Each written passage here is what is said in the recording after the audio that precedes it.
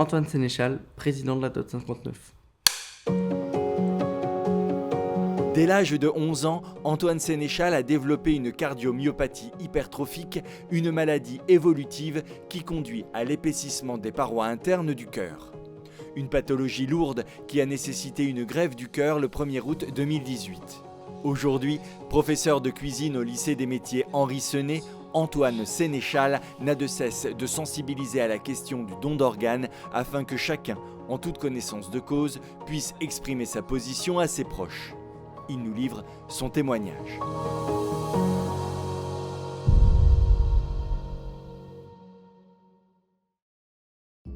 Antoine, il y a presque 10 ans, vous receviez une greffe de cœur.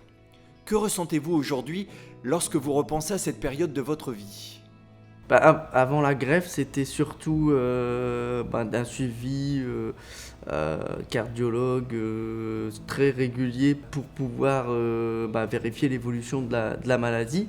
Et donc en fait l'après-greffe, ça a totalement changé. Là c'est plus un suivi de voir si la greffe fonctionne et si tout se passe bien. Recevoir un nouvel organe est souvent décrit comme une seconde naissance. Comment cette greffe a-t-elle changé votre regard sur la vie et a-t-elle impacté vos choix, notamment concernant votre orientation professionnelle ? C'est sûr que c'est un peu une deuxième vie en fait, c'est un peu comme une renaissance, tout en sachant qu'on ne voit plus non plus la vie de la même façon, puisqu'en fait on a failli mourir une première fois, et donc derrière la vie on la voit pas du tout de la même manière.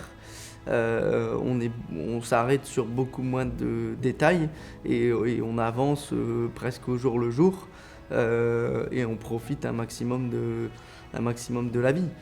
Après sur mes choix professionnels ou même personnels, ça n'a pas vraiment changé les choses à part le fait que je me sois investi dans différentes associations. Si je n'avais pas été greffé, je ne me serais pas forcément impliqué dans une association qui milite pour le don d'organes et j'aurais peut-être pas forcément non plus eu toutes les informations sur le don d'organes. Vous êtes aujourd'hui président de l'Association des donneurs d'organes du nord de la France. Pourquoi avez-vous ressenti le besoin de vous engager à votre tour pour cette cause ? Pour d'une part remercier le donneur déjà, remercier la famille, ou en tout cas la personne qui m'a donné ces organes, et puis c'est un peu donner aussi d'un autre côté une chance à toutes les personnes qui attendent en fait, comme il y a 23 000 personnes qui attendent un organe, il faut se dire qu'il y a 23 000 personnes qui sont qui du jour au lendemain presque peuvent mourir en fait.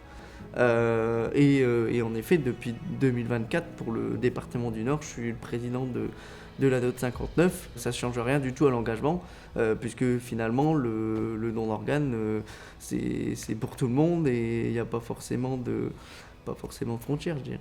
Votre lycée est devenu ambassadeur du don d'organes, une première pour un lycée professionnel dans la région. Comment est née cette initiative et qu'est-ce qu'elle représente pour vous à titre personnel ? Cette initiative, elle est venue d'une discussion avec à l'interne de l'établissement pour pareil faire évoluer les choses, apporter une information sur le don d'organes déjà aux élèves et qu'ils puissent eux aussi le faire partager à leurs parents, donc faire un peu boule de neige, et derrière le fait qu'il y ait des actions comme ça qui soient mises en place et qui seront mises en place tous les ans dans le lycée, y a un label qui peut être remis et qui a été remis au lycée Henri Senet des Beaumont pour qu'ils puissent aussi, eux, avoir les réponses sur le don d'organes. Le vendredi 10 avril, le lycée des métiers Henri Senet est devenu le premier lycée professionnel des Hauts-de-France ambassadeur du don d'organes. Dans le cadre de mon travail, de mon métier, c'est vrai que c'est quelque chose auquel je n'avais pas pensé.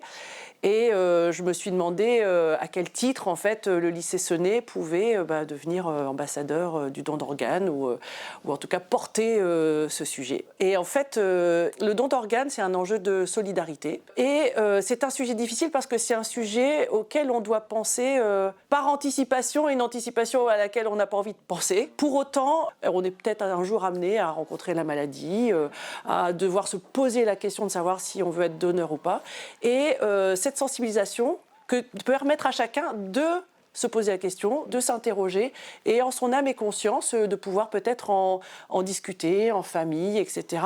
Et effectivement, un lycée, pour des personnes qui sont amenées à devenir des citoyens, c'est une vraie question. La plaque dévoilée en ce vendredi matin rappellera désormais aux élèves que le don d'organes est un sujet de société lié à la fois au progrès de la médecine et à la solidarité entre tous les citoyens. Portée par le pôle médico-social du lycée, la sensibilisation au don d'organes a déjà commencé au sein de l'établissement, grâce notamment aux témoignages de personnes qui y ont été directement confrontées, à l'image de Madame Level, maman de Capucine. Alors Capucine avait 19 ans et un jour de janvier, elle nous dit les dragons, parce qu'on est des parents qui râlent beaucoup, s'il m'arrivait quelque chose, vous donnez mes organes et vous me faites incinérer. Et moi je lui dis évidemment que je vais faire dépecer et rôtir, il en est hors de question. Et puis 15 jours après, on m'a appelé de l'hôpital d'Arras pour me dire que Capucine avait fait une terrible crise d'asthme, qu'elle avait fait un arrêt cardiaque, qu'elle était revenue mais qu'elle était plongée dans le coma pour préserver ses organes. Et puis Capucine a été prise en charge par la coordination de Lens-Béthune à Arras et elle a permis de sauver cette vie en donnant cet organe. Anne-Sophie Level a vécu ce qu'il y a de plus terrible pour une maman. Mais au moment du drame, la parole de Capucine lui a tout de même évité un terrible cas de conscience. Si j'avais dû me demander si elle était donneuse ou pas, j'aurais eu un cas de conscience. Et le lendemain, peut-être des remords, parce que me regarder dans la glace en me disant peut-être qu'elle était donneuse et j'ai pas donné, ou peut-être qu'elle n'était pas donneuse et j'ai donné. Donc cette facilité-là, évidemment qu'elle nous l'a offerte. Je pense qu'à 19 ans, se positionner comme ça, c'est courageux. Et que moi, j'ai 50 ans et qu'il faut aussi que je me positionne et que j'aide les autres à comprendre. Et pour marquer symboliquement leur nouveau statut d'ambassadrice et d'ambassadeur du don d'organes, les terminales du lycée héninois se sont ensuite rendues au terri du Pommier pour participer au parcours du cœur. Comment les élèves réagissent-ils lorsqu'ils découvrent votre parcours et les enjeux du don d'organes ? Ils sont plutôt impressionnés, tout en sachant que quand on intervient, il y a la partie un peu plus médicale et informationnelle pour lequel c'est les infirmières ou les médecins de coordination qui interviennent avec nous. Et puis nous, on intervient un peu plus sur la partie témoignage, pour lequel on apporte notre témoignage, alors que ce soit le témoignage de greffé ou aussi des familles de donneurs. Des fois, sans témoin, c'est plus compliqué pour les jeunes de se rendre compte de ce que c'est le don d'organes en fait, parce que comme ça, on me croise dans la rue, on ne va pas savoir que je suis greffé du cœur. Donc le fait d'avoir des personnes en face, ça donne un peu une humanité au don d'organes. Sur le territoire de l'ex-bassin minier, est-ce qu'un réseau d'ambassadeurs du don s'est constitué ? Est-ce que vous avez des relais sur le terrain ? Oui, ça commence à se constituer, notamment puisqu'il n'y a pas seulement les lycées qui peuvent devenir ambassadeurs, il y a aussi les villes qui peuvent devenir ambassadrices ou les villages ambassadeurs du don d'organes. Il y a des structures médicalisées, notamment les structures de dialyse, puisqu'elles elles entrent en fait dans la chaîne aussi. Alors, de manière on va dire un peu indirecte, mais avant une greffe de rein, une personne est dialysée, donc en fait elle rentre quand même dans cette chaîne du don. Et donc il était important pour eux de nous aider, on va dire, dans la promotion sur le don d'organes, puisqu'elle aussi mène des actions pour faire parler du don d'organes. L'ADH, c'est l'Association pour le développement de l'hémodialyse. Le siège social est situé à Hénin-Beaumont et nous avons 20 centres de dialyse dans la région, le Nord et le Pas-de-Calais. Nous avons décidé de devenir établissement de santé ambassadeur du don d'organes. Toutes les villes où nous avons des centres de dialyse n'étaient pas villes ambassadrices du don d'organes. Aujourd'hui, nous avons signé des chartes avec 5 villes. Ambassadeur du don d'organes, c'est faire des actions de prévention, de sensibilisation autour du don d'organes. Nous, on propose des stands justement. On a fait la semaine du rein parce que nos patients qui sont en dialyse, beaucoup sont en attente d'une greffe de rein. Et donc, on veut faire justement cette sensibilisation pour augmenter le nombre de greffes et puis parler au grand public du don d'organes. Parler du don d'organes, c'est forcément évoquer la mort. Donc c'est le plus grand frein des personnes. On est tous potentiellement donneurs, mais la famille est questionnée quand même et on prend l'avis de la famille. En avoir parlé avant, c'est justement les soulager, on va dire, dans ces moments difficiles, et ils n'auront pas à se poser la question de dire est-ce qu'elle voulait ou pas. Ils auront déjà la réponse parce qu'ils en auront déjà parlé ensemble avant. Mais ça reste encore quand même un sujet tabou. Et puis aujourd'hui, il faut savoir qu'il y a quand même presque 3 personnes par jour en France qui décèdent faute de dons d'organes. Dans vos propres actions de sensibilisation, Antoine, quelles sont les idées reçues ou les craintes que vous rencontrez le plus souvent concernant le don d'organes ? Il y a énormément de tabous pour lesquels on est là aussi pour ça, en fait, lever tous ces tabous. Par exemple, l'âge, beaucoup de personnes se croient que qu'il y a un âge pour donner, alors qu'il n'y a pas du tout d'âge pour donner. Certains pensent que parce qu'ils sont malades, ils ne vont pas pouvoir donner, alors que c'est les médecins en fait, qui vont évaluer de savoir si la personne peut donner ou pas. Et puis après, il y a des contraintes où on lève les problématiques, par exemple, de religion, alors qu'il n'y a aucune religion qui est contre le don d'organes. Et puis il y a d'autres personnes qui ne savent pas vraiment pourquoi elles sont contre, mais elles sont contre. Donc des fois là c'est plus compliqué puisqu'en fait d'un côté il faut respecter la décision et puis d'un autre des fois ces personnes-là peuvent changer d'avis aussi. Donc c'est là aussi où est notre rôle. Et puis après, il y a les personnes vraiment qui refusent catégoriquement. Elles ont fait leur choix doit être respecté. Et puis au moins la famille est au courant. Dans cette émission, nous évoquons également les équipes hospitalières et les professionnels qui accompagnent les familles. Quel regard portez-vous sur le travail des infirmières de coordination et de l'ensemble des acteurs en milieu hospitalier ?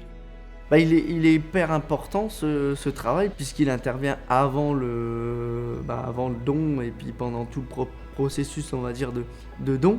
Il y a ce lien vraiment qui se crée et que ce soit entre nous greffés mais surtout entre les familles de donneurs. C'est tout un travail on va dire d'échanger avec les familles pour connaître en fait leur positionnement. Il y a un grand respect pour tout ce qu'elles mettent, ce qu'ils ou elles mettent en place.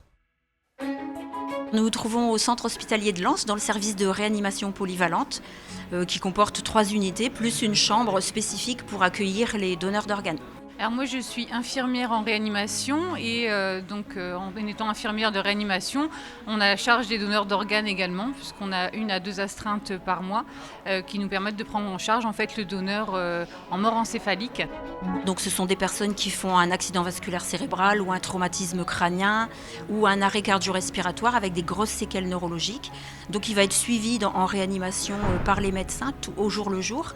Et s'il y a une mort cérébrale, donc nous on va être alertés et on va diagnostiquer la mort cérébrale.